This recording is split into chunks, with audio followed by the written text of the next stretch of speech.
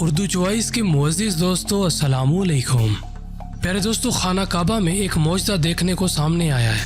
پیارے دوستو، ایک ویڈیو وائرل ہو رہی ہے جس میں دکھایا گیا ہے کہ حرمین شریف میں ایک کبوتر بیٹھا اللہ تعالیٰ کے سامنے سجدہ کر رہا ہے۔ پیارے دوستو، یہ ایک ایسا معجزہ تھا جس نے کچھ لوگوں کو بھی شرمندہ ہونے پر مجبور کر دیا ہے۔ پیارے دوستو، اس نے جانور ہو کر اپنا سر خدا کے سامنے جھکایا اور ثابت کیا کہ بے شک اللہ تعالیٰ ہی اس دنیا پر قادر ہے، اللہ تعالیٰ ہی اس دنیا کی ہر چیز کا مالک ہے اور وہ ایک ہے، اس کا ثانی کوئی نہیں۔ پیارے دوستو، یہ ایک ایسی ویڈیو تھی جس کو دیکھنے کے بعد دیکھنے والوں کی آنکھوں میں آنسو آ گئے اور سب لوگ اللہ اللہ پکارنے لگے۔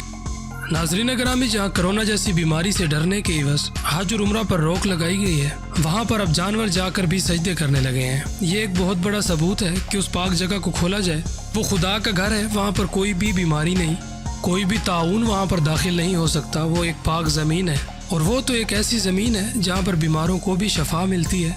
اور ایک اور واقعہ تو دیکھنے میں بھی آیا تھا کہ ایک نبینا انسان کی وہاں جا کر آنکھیں بھی ٹھیک ہو گئی تھی، لیکن نہ جانے کیوں پھر بھی کرونا جیسی بیماری سے ڈر کر وہاں پر حج اور عمرہ پر پابندی لگائی گئی ہے اور کچھ دن کے لیے بند کیا گیا ہے۔ اور پچھلی لہر کے دوران جب خانہ کعبہ کو بند کیا گیا تو اس کی چاروں طرف کچھ پرندے بھی طواف کرتے ہوئے نظر آئے تھے، مگر اب یہ جو ویڈیو سوشل میڈیا پر وائرل ہوئی ہے، یہاں پر صاف دیکھا جا سکتا ہے کہ ایک کبوتر بیٹھا ہوا اپنا سر خدا کے سامنے جھکاتا ہے اور پھر اٹھا لیتا ہے، پھر دوبارہ سے وہ اپنا سر جھکاتا ہے اور خدا کے سامنے سجدہ کرتا ہے۔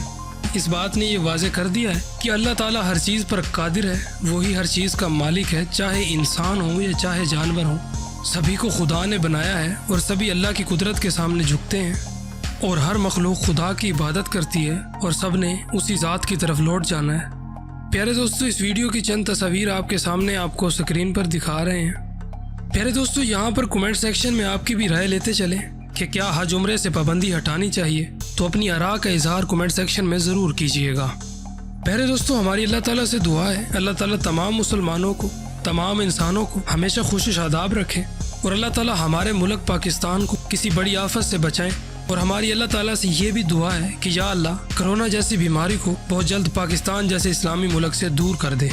پیارے دوستو، آج کی ویڈیو میں بس اتنا ہی، انشاءاللہ ملاقات ہوگی کسی اور ویڈیو میں، تب تک کے لیے اپنے خادم نچیز کو اجازت دیں۔